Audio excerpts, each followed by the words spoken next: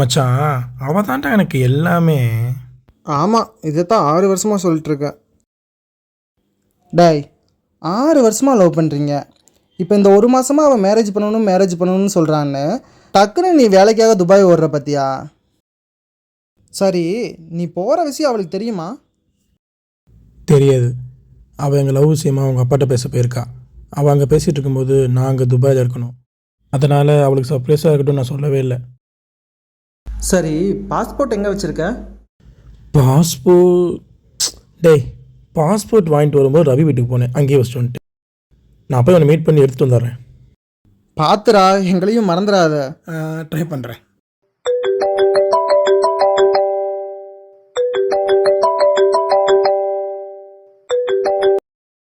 Hello. டேய், நான் எங்க அப்பாட்ட பேசினேன்டா.